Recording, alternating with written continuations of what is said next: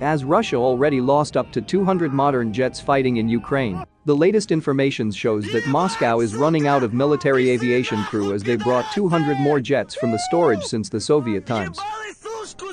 Now the Russian Air Force needs 5 to 6 month break to prepare and bring the needed crew, although this won't change the situation.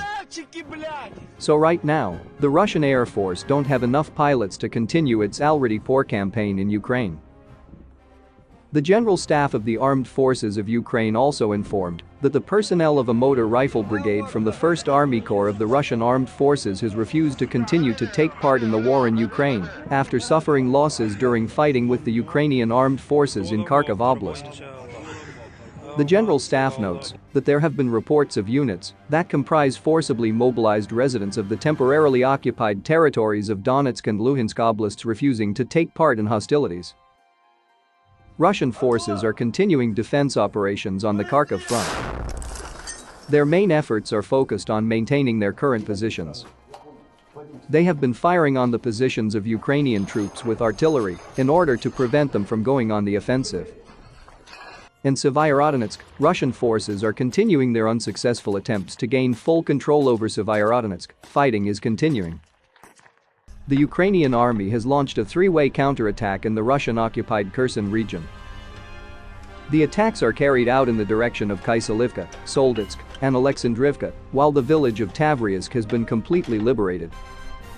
Yesterday, a Ukrainian plane had hit an enemy base and depots in 5 different settlements in the region, also destroying several armored vehicles and ammunition and fuel depots.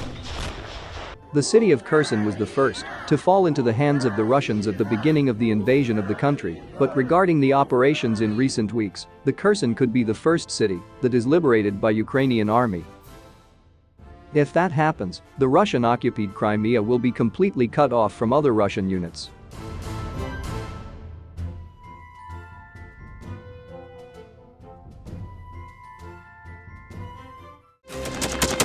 Thanks for watching, and don't forget to subscribe. Also, if you want to support Warthog Defense, please become our member and get early access to new videos, exclusive members-only videos, and become administrator in comment section. The membership link is in the description.